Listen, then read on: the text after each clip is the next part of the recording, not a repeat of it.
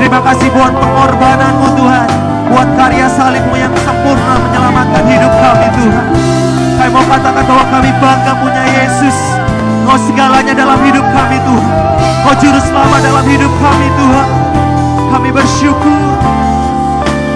Mari dengan lebih dahsyat lagi, sama-sama katakan, Yesus Kau juru selamatku.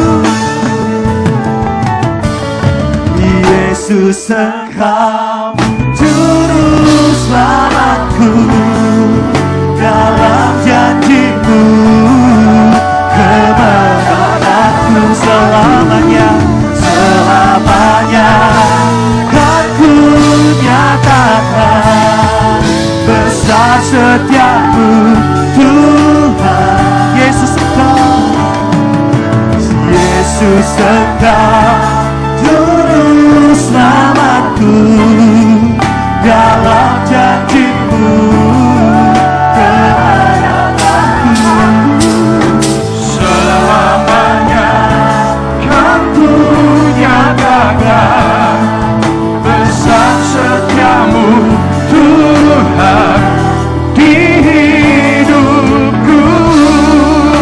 Besar setia, besar setia-Mu Tuhan, besar setia Tuhan, besar setia-Mu Tuhan, besar setia-Mu Tuhan.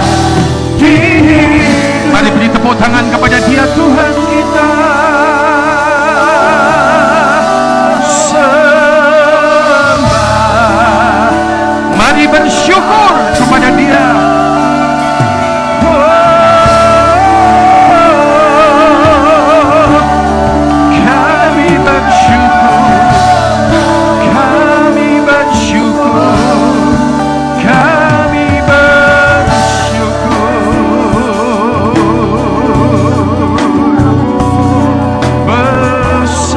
Setiamu Tuhan,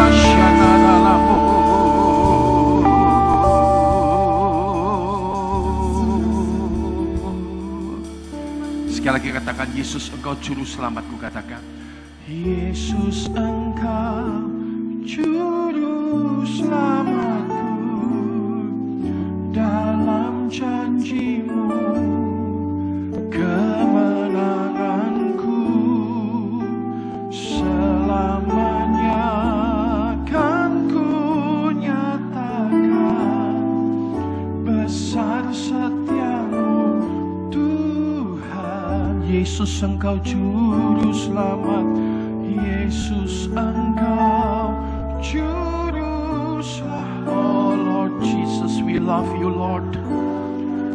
Dalam janji-Mu kemenanganku.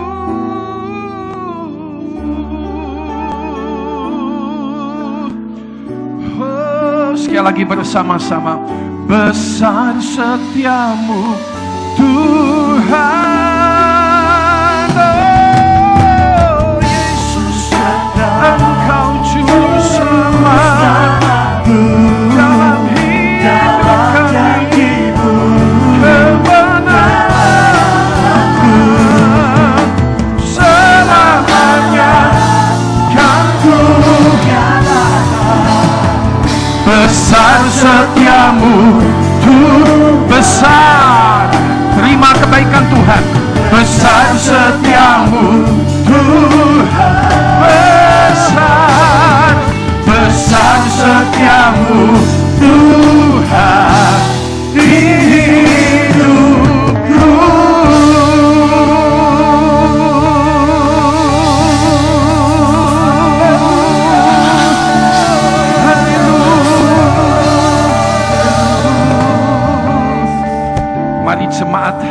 Angkat kedua tanganmu dan terimalah segala besar setia Tuhan atas hidupmu. Diberkatilah hidupmu di dalam nama Yesus.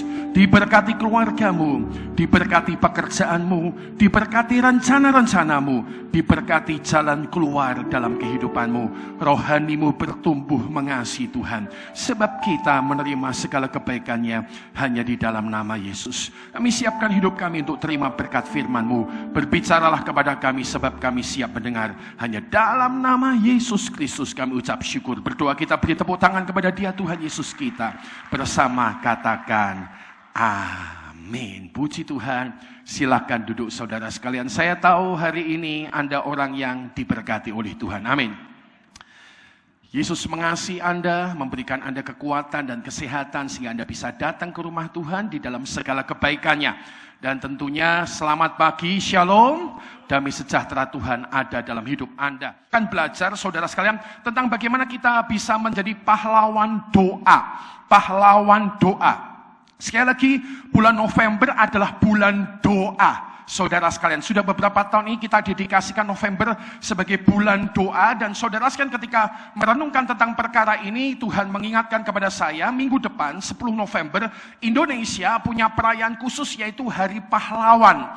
Dan Tuhan mulai menerbitkan inspirasi khotbah tentang membicarakan pahlawan doa. Pahlawan doa. Pahlawan doa. Dan kita akan melihat saudara sekalian beberapa kejadian di Alkitab. Khususnya kita akan belajar dari kejadian 18 di dalam ayat 16 sampai 33. Doa Abraham bagi kota Sodom dan Gomora. Seperti apakah saudara sekalian beritanya? Beberapa ayat-ayat akan kita baca. Garis besarnya mungkin Bapak Ibu sudah tahu, dikatakan demikian. Ayat 26 kejadian 18. Tuhan berfirman kepada Abraham, jika aku dapati 50 orang benar dalam kota Sodom, aku akan mengampuni seluruh tempat itu karena mereka. Abraham menyaut, sesungguhnya aku telah memberanikan diri berkata kepada Tuhan, walaupun aku debu dan abu.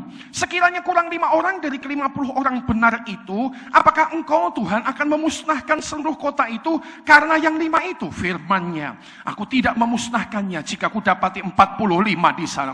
Lagi Abraham melanjutkan perkataannya kepadanya, sekiranya 40 didapati di sana. Firman-Nya, aku tidak akan berbuat demikian karena yang 40 itu, katanya.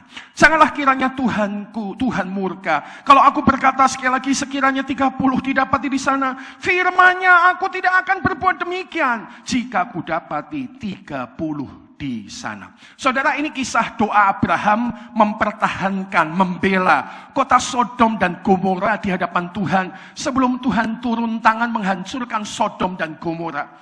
Dan saudara sekalian, saya percaya ini adalah sesuatu yang Tuhan sedang panggilkan kepada Anda dan saya siang ini untuk kita bangkit menjadi pahlawan doa.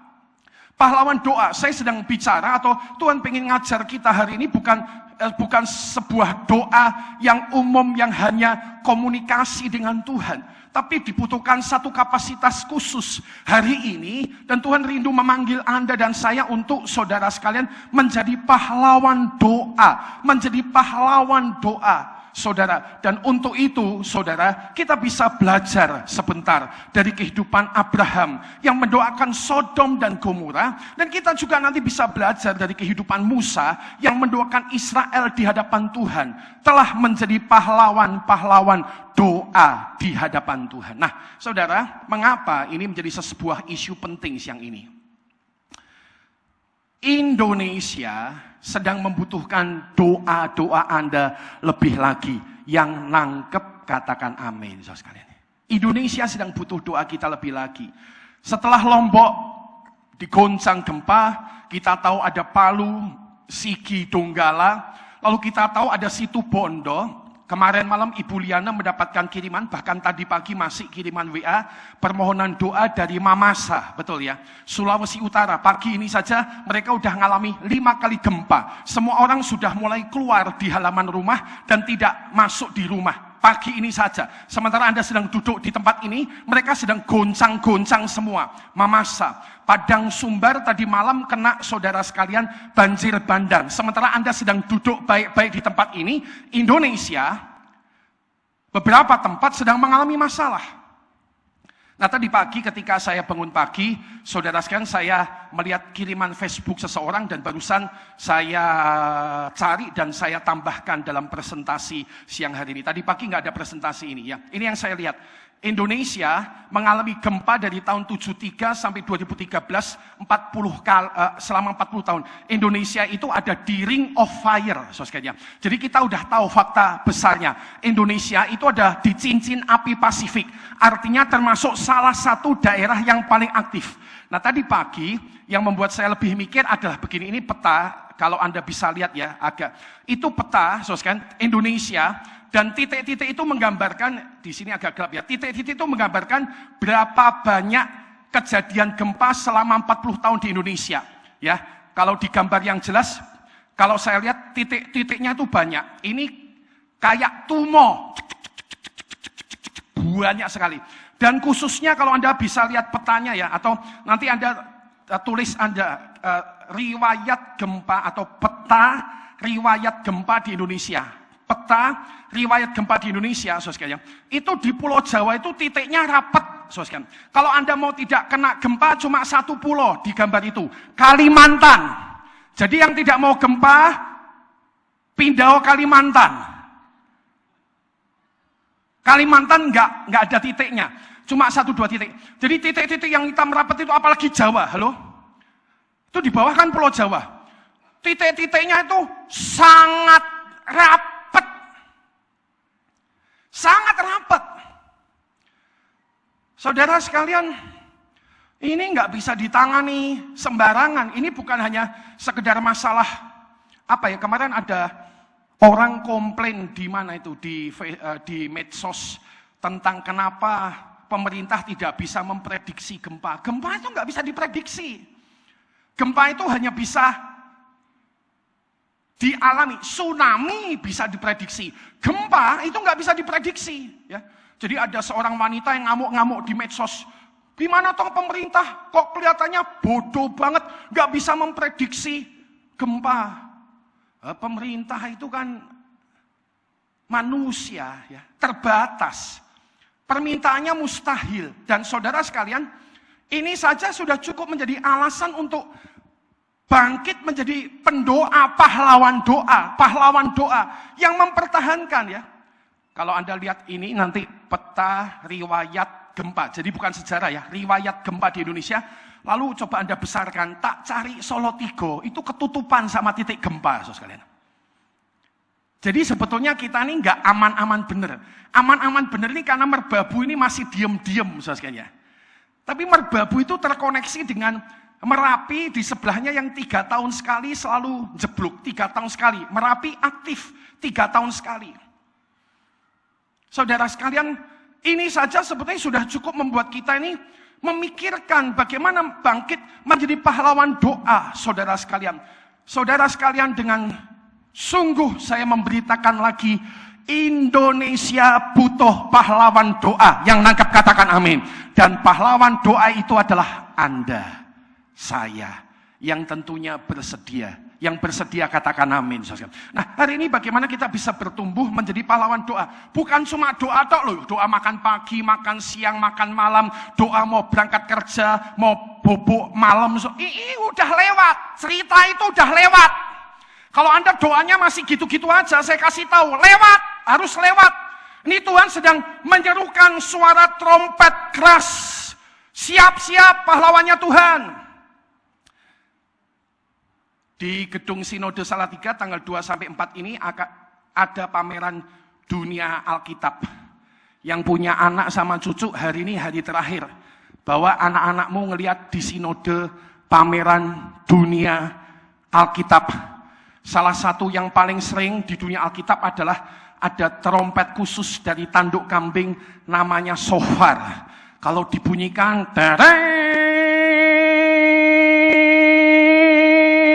di gunung-gunung, semua orang Israel langsung keluar, tahu mempersiapkan diri untuk sebuah tindakan peperangan.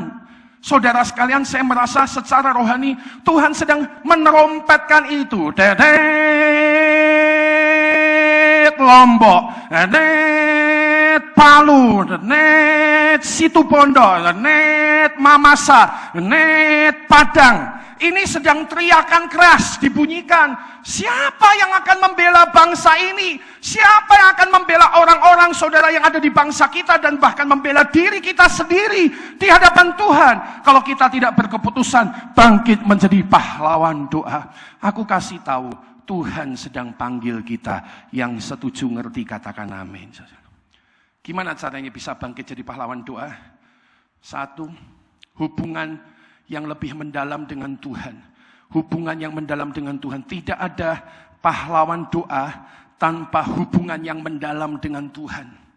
Pahlawan doa, saudara sekalian, kalau bicara pahlawan doa, maka hal pertama, pahlawan doa itu terjadi ketika kita mulai membangun satu hubungan yang lebih kuat, lebih mendalam dengan Tuhan, lebih dari waktu-waktu yang lalu, lebih. Saudara sekalian, saya tahu Anda telah berdoa, tapi hari ini Tuhan sedang berkata, lebih. Tuhan sedang berkata, lebih. More deeper with Jesus, lebih dalam. Sesuatu yang lebih dalam sedang dibutuhkan di sini. Dari Kejadian 18 ayat 17 sampai 18, kita belajar dari kehidupan Abraham. Saudara sekalian, hari itu Abraham melihat 3 orang sedang melintas di depan rumahnya. Dan entah bagaimana Abraham bisa merasakan 3 orang itu bukan 3 orang sembarangan. 3 orang itu adalah 3 orang yang spesial. 3 orang itu adalah 3 orang yang spesial, saudara sekalian. Bukan 3 orang yang sembarangan, saudara. Abraham langsung mengenali mereka sebagai 3 pribadi Allah Bapa, Allah Anak, Allah Roh Kudus. Abraham langsung bisa kerasa, ini orang-orang spesial. Maka Abraham, kata Alkitab, mempersilahkan mereka mampir ke rumahnya, menyediakan makanan, dan Abraham membangun hubungan dengan pribadi yang Maha Esa, yang luar biasa ini. Lalu 3 pribadi ini, kata Alkitab, siap pergi melanjutkan perjalanannya, menghancurkan Sodom dan Gomora. Tapi Anda juga tahu bacaan di Alkitab, ayat 17 berkata, berpikirlah Tuhan. Jadi 3 orang ini adalah gambaran Tuhan, ya. Jadi kalau Anda tanya bukti-bukti Allah Tritunggal apa? Ini salah satu bukti Allah Tritunggal di Alkitab. 3 pribadi yang Alkitab menyebutnya satu, Tuhan. Berpikirlah Tuhan. Apakah aku akan menyembunyikan kepada Abraham apa yang hendak kulakukan ini? Bukankah sesungguhnya Abraham akan menjadi bangsa yang besar serta berkuasa, dan oleh dia segala bangsa di atas bumi akan mendapatkan berkat. Saudara-saudara sekalian, bahkan Tuhan pun tidak bisa berdiam diri kepada Abraham.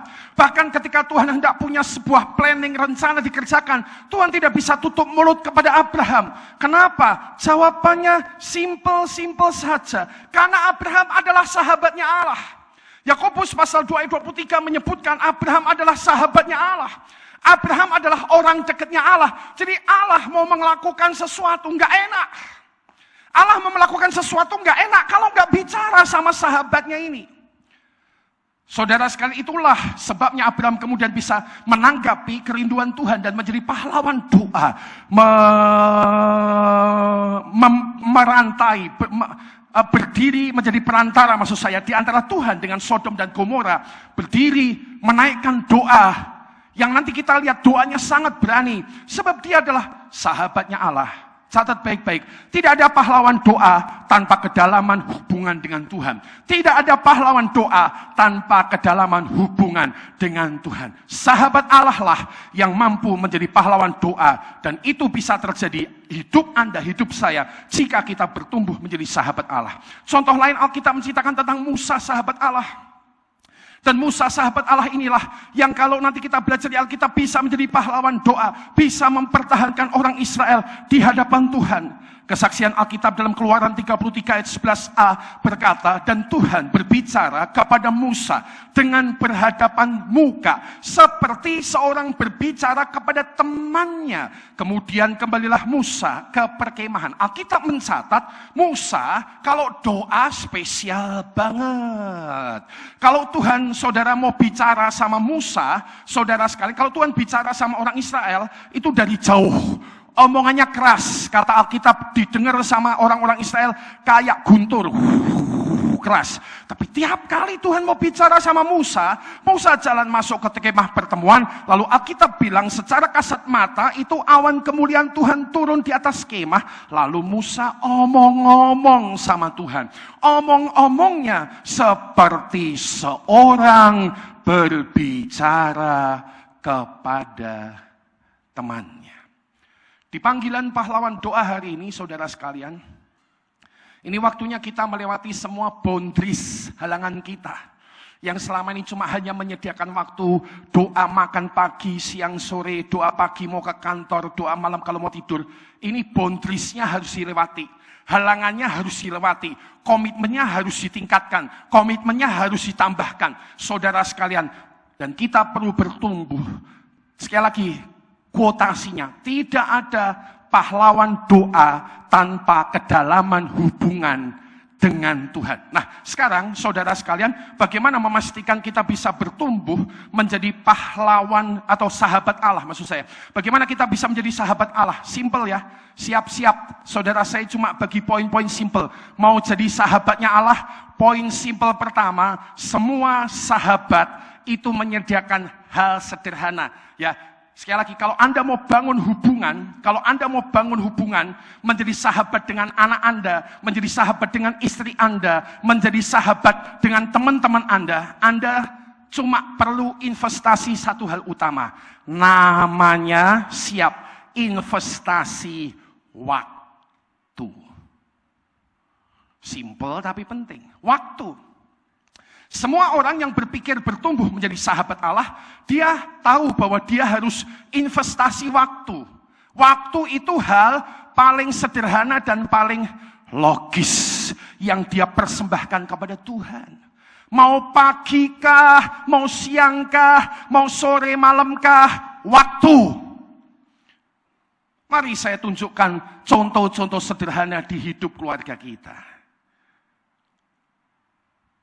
Kalau Anda mau bangun hubungan kuat sama keluarga, bapak-bapak, mau hubungan kuat sama keluargamu, simple, kasih waktu. Waktu. Aku gak bisa betah nyimpen rahasia. Adik iparku tuh di sana tuh, Leo. 2 minggu sekali pulang dari Singapura. Ini dia ada di sini. Nanti malam kita makan sama-sama ya. 2 minggu sekali dia pulang dari Singapura. Selalu pulang. 2 minggu sekali. Cutinya udah habis, cutinya udah mepet, 2 minggu sekali dia pulang. Cari waktu buat istri sama anaknya. Ini bukan cuma sekedar kangen-kangenan. Hukumnya memang begitu. Mau bangun hubungan sama anak kuat, waktu. Mau bangun hubungan sama istri kuat, waktu. Mau bangun hubungan sama sahabat kuat, waktu.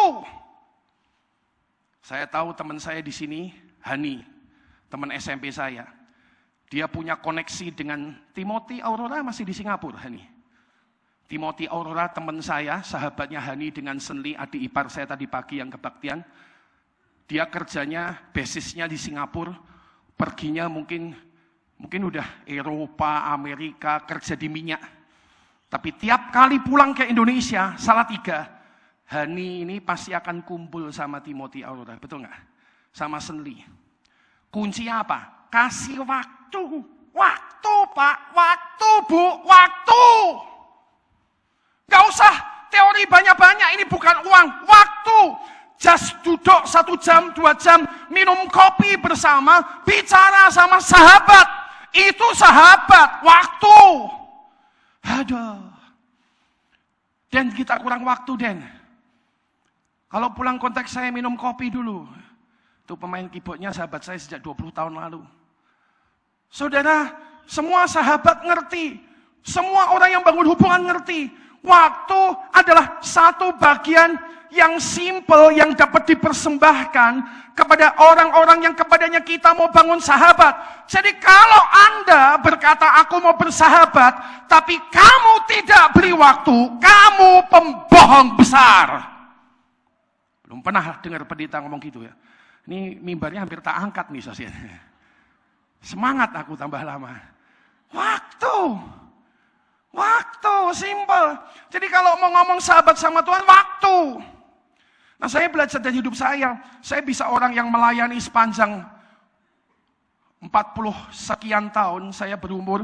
Saya lahir anak pendeta, namanya sudah Gideon. Ya, cepat-tepat Alkitab sejak kecil saya menang, anak pendeta, nggak boleh kalah. Saya bertobat umur 14, main musik umur 16, saya mulai bisa main keyboard, bass drum. Bersama Denny mungkin sejak 20-25 tahun lalu mulai bermain musik bersama. Saudara-saudara sekalian, saya memimpin pujian, saya berkhotbah.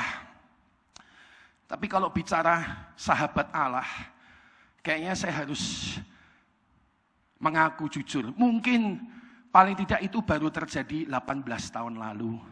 Ketika saya mulai jadi gembala. Waktu jadi gembala, saya banyak masalah, banyak takut. Saya cari Tuhan. Baru di situ saya kasih waktu. Sekarang, kalau bangun pagi, ya jam 4, setengah 5, jam 5, saya nggak ambil waktu duduk minimal 10, 20, 30 menit dan duduk sama Tuhan. Itu ada sesuatu yang bolong di hidup saya. Nyanyian saya sekarang begini, Yesus pegang erat tanganku. Kalau orang kan gini, ku tak dapat hidup. Saya udah ganti kata itu. Ku tak mau hidup di luar kasih-Mu. Bapa, jangan tinggalkan aku. Engkau alasan selamaku hidup. Sekarang saya tahu cara menghargai sahabat saya paling baik adalah dengan memberikan waktu berdua bersama dengan sahabat. Yang nangkap katakan amin. Semua hubungan dibangun berdasarkan waktu. Kalau Anda memang mau bersahabat dengan seseorang, waktu adalah hal terpenting yang bisa Anda berikan kepada mereka. Yang kedua, saudara sekalian, apa yang bisa kita kerjakan untuk menjadi sahabat Allah? Yang kedua, saudara sekalian, kalau Anda catat sedikit lebih banyak, Alkitab berkata dalam Mazmur 25:14, Tuhan bergaul karib dengan orang yang takut akan Dia, dan perjanjiannya diberitahukannya kepada sahabat-sahabatnya, kepada mereka yang karib. Tuhan bergaul karib dengan orang yang takut akan Dia. Jadi kita bisa simpulkan hal kedua, bagaimana bertumbuh menjadi sahabat Allah dengan menjadi orang yang takut akan Tuhan. Takut akan Tuhan jelas ini bukan perasaan maling ketemu sama polisi, bukan begitu. Takut akan Tuhan itu bicara tentang kehormat, tentang kagum, tentang menghargai pribadi ini, dan kita menemukan menghargainya tidak hanya di gereja, kita menghargainya di kantor kita menghargainya di kamar-kamar sepi kita menghargai dia di tempat-tempat yang orang lain tidak tahu, istri kita tidak tahu, anak kita tidak tahu, kita menghargainya di tempat-tempat itu. Alkitab berkata ketika kita menghargainya, hidup dalam takut akan Dia, hidup dalam hormat akan Dia, Alkitab sendiri telah berkata Tuhan bergaul karib dengan orang yang takut akan Dia, dan perjanjiannya diberitahukannya kepada mereka. Hari ini panggilan Tuhan pahlawan doa. Tidak ada pahlawan doa tanpa kedalaman hubungan dengan Tuhan. Hal kedua, saudara sekalian, bagaimana bangkit menjadi pahlawan doa.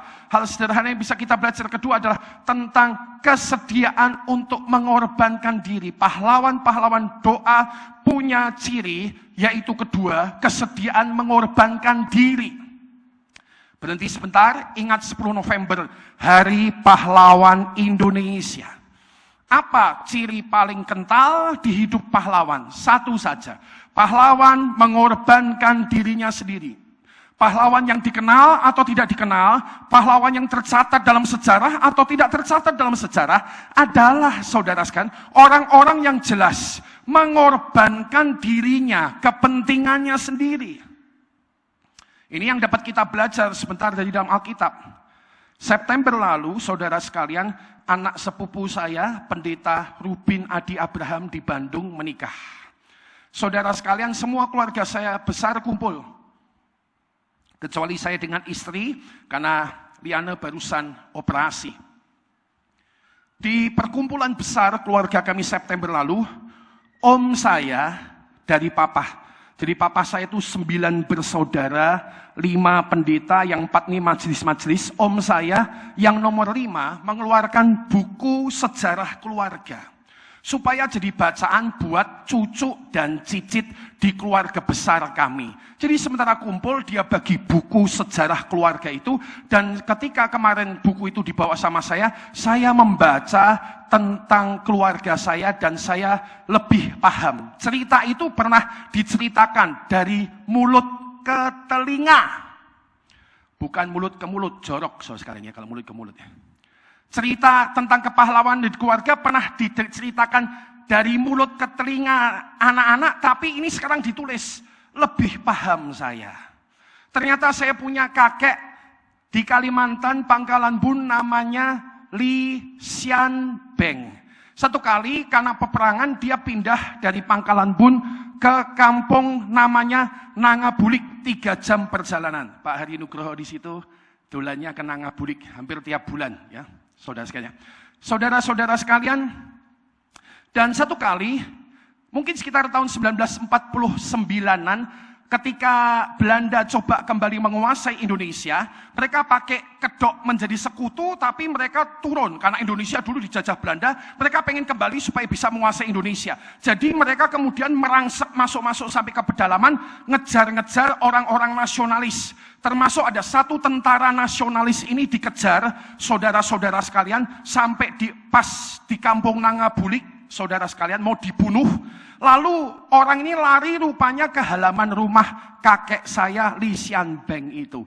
Dan kemudian dilindungi, ditutupi daun-daun, saudara dimasukkan tempat perlindungan, jadi tentara Belanda lewat nggak bisa menangkap dia. Malam hari ya, Tentara Nasional Indonesia ini, TNI ini ditaruh di sungai, di perahu, tutupi daun, lalu dihanyutkan, mengalir saudara sekalian sampai dia selamat. Beberapa tahun kemudian dia pulang, ya, dia pergi ke kampung Nangabulik cari kakek saya dan dia memperkenalkan diri. Ternyata namanya adalah ini gubernur pertamanya Kalimantan Tengah, Cilik Riwut.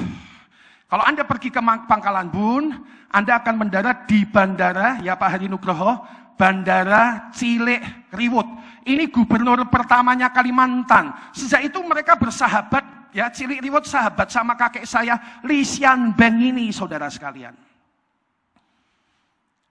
Dan itu juga ditegaskan dalam buku dari keluarga Cilik Riwut, saudara sekalian, pahlawan nasional itu orang Dayak penuh ilmu ya. Tapi sama emak saya pernah dikaplok pakai telur, saudara sekalian ya, di sejarah itu ya. Jadi orang Dayak ini kalau mabuk itu kan ilmunya kuat, so ya. Ilmunya kuat, dia mabuk, kalau minum udah teler ya, dia pesen sama emak saya, nyunyah, jadi dia manggilnya bukan nyonya, kalau orang Dayak itu manggilnya nyunyah. Nyunyah, nanti kalau saya mabuk nggak sadar, tolong saya ditempeli telur saja di kepala, nanti saya langsung bisa sadar. Ilmunya tinggi orang Dayak. Nah, dari itu dia mabuk rupanya di tempat kakek saya, lalu dia dicari anak buahnya, dibanguni sama emak saya. Bukan ditempeli telur, telurnya dikaplok, no, plok, sekali. Delewer gitu ya, dia bilang, iya nyunyah, saya udah sadar. Rupanya itu juga diakui di buku sejarah keluarganya Cilik Riwut. Ya, dia bilang punya sahabat di Pangkalan Bun namanya Li Xian Beng. Nah, saya cerita begitu kenapa? Waktu saya membaca itu, di buku itu ditulis sama om saya, bahwa kakek saya hari itu sebetulnya sedang menghadapi bahaya kematian. Tapi dia bersedia mengorbankan diri. Dia setia kepada Indonesia.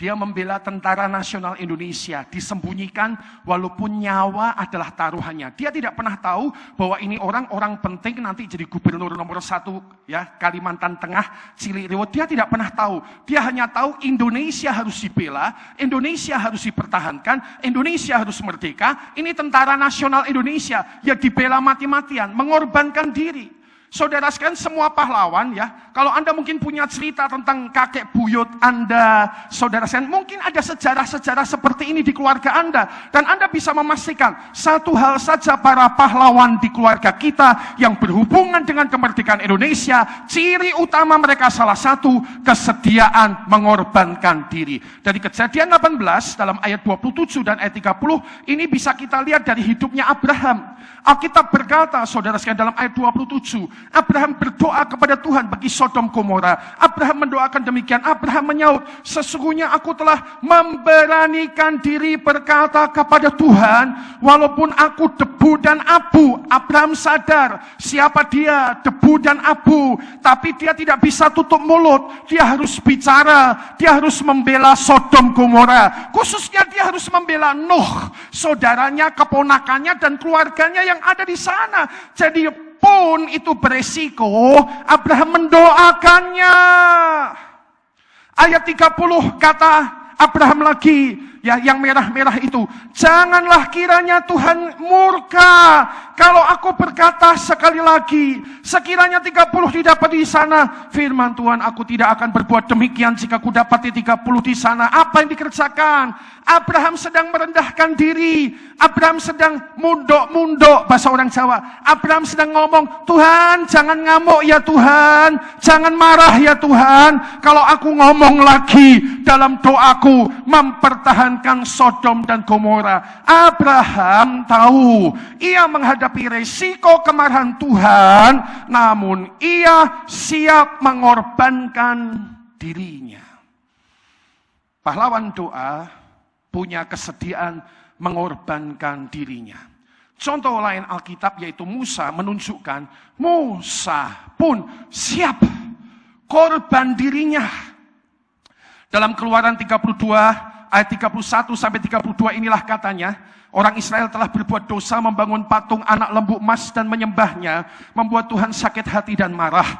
Tuhan udah punya keputusan, mati semua dah ini di padang gurun, habis total, hancur total. Bangkitlah Musa menjadi pahlawan doa. Dikatakan, lalu kembalilah Musa menghadap Tuhan dan berkata, bangsa ini telah berbuat dosa besar, sebab mereka telah membuat Allah emas bagi mereka. Tetapi sekarang kiranya Engkau Tuhan mengampuni dosa mereka itu. Lalu dia ngomong gini, jika tidak mengampuni, hapuskanlah kiranya namaku dari dalam kitab yang telah kau tulis. Anda perlu nangkep ini. Ini bukan kurang ajar. Ini enggak nantang Tuhan. Enggak. Musa enggak nantang Tuhan sama sekali. Enggak. Musa enggak nantang Tuhan sama sekali. Tidak. Musa mengorbankan dirinya. Tuhan, kalau mereka semua mati, sekalian aku saja. Artinya dia mengakui gini, aku pemimpin gagal. Aku pemimpin tidak becus. Aku pemimpin yang enggak sanggup memimpin orang yang kupimpin. Jadi kalau mereka semua mati, jangan hanya mereka. Sekalian aku Tuhan. Dia enggak nantang, jauh dari nantang. Dia tahu dia berhadapan sama siapa, dia tahu berhadapan sama Tuhan, enggak nantang. Tapi dia bilang sekalian korbankan dirinya. Saudara, sebagai pembela bangsanya di hadapan Tuhan. Nah, hari ini sekali lagi panggilan untuk berdoa sedang lebih kuat di tengah-tengah kita dan bangsa kita. Catat baik-baik saudara sekalian dan terus taruh di rekam jejak memori Anda. Lombok belum selesai, Palu kena. Sigi Donggala mengalami 3 hal yang luar biasa. Gempa orang sudah tahu. Tsunami jarang terjadi, orang tahu. Baru dunia tahu.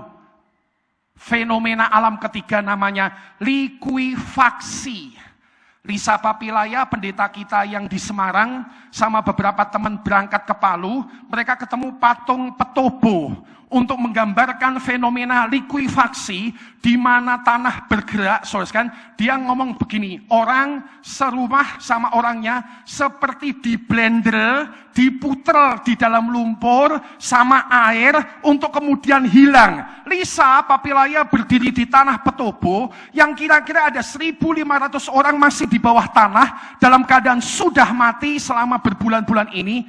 Ya, likuifaksi. Indonesia sedang butuh, selesai itu ada Situ Bondo, selesai itu hari ini ada Mamasa, kemarin masih ada Padang Sumbar. Jangan gegabah Anda hidup Salatiga. Udah lihat titik-titiknya itu tadi enggak? Udah lihat titik-titiknya itu tadi enggak? Saya udah gedein Salatiga, enggak kelihatan apa-apa. Salatiga ketutup sama titik itu. Masih kemurahan Tuhan, hari ini kita bisa kebaktian. Yang setuju cepat katakan amin. Ini hanya kemurahan Tuhan. Dan biarlah kita berdoa, meminta kemurahan Tuhan buat Indonesia. Dibutuhkan pahlawan doa yang rela tentunya korban waktu. Ya, doa pasti mengambil waktu. Ya, itu investasinya. Ingat, waktu adalah investasi terbesar dalam setiap hubungan. Ya, Quotasi kedua, waktu adalah investasi terbesar yang dapat kita kerjakan dalam sebuah hubungan.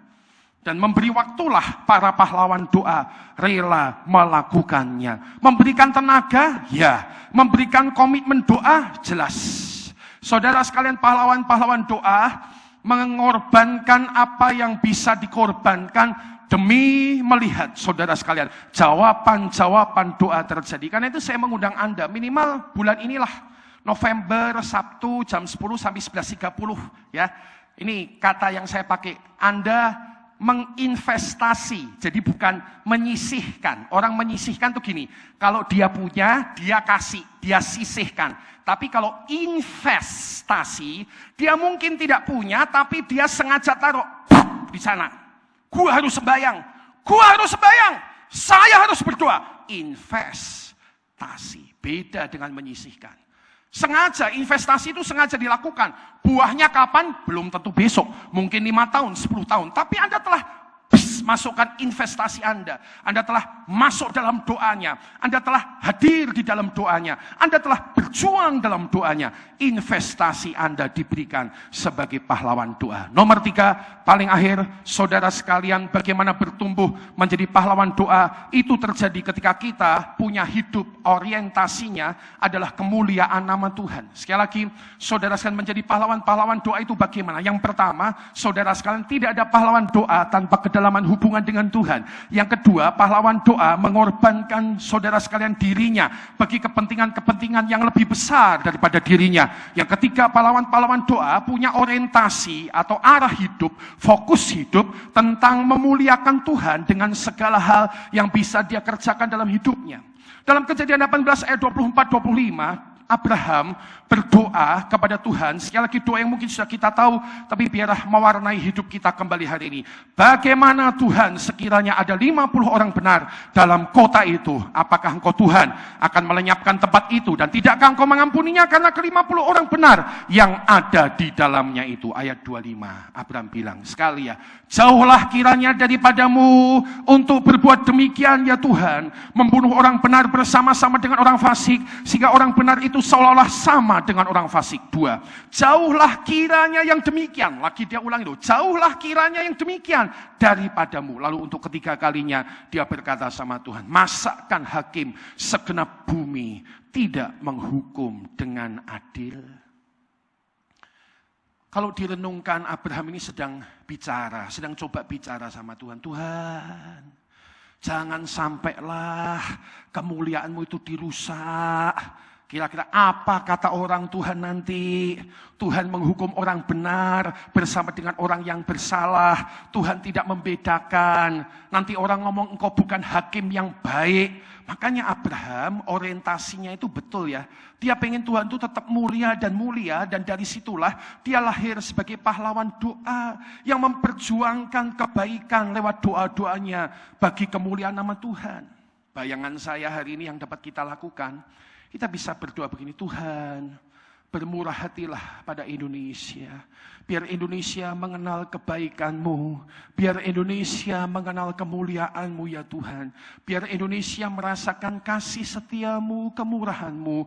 Hentikanlah Tuhan semua bencana yang ada ini. Anda berdoa untuk sebuah kemuliaan Tuhan dinyatakan. Di Salatiga, di Indonesia, di keluarga Anda, di pabrik Anda, di perusahaan Anda, di tempat-tempat di mana Anda diletakkan oleh Tuhan. Dengan demikian kita bisa bangkit menjadi pahlawan doa. Pemusik bisa hadir. Hari ini mengakhiri khotbah, saya memberitahu apa yang Tuhan taruh di hati saya. Sebuah trompet seperti shofar sedang ditiupkan.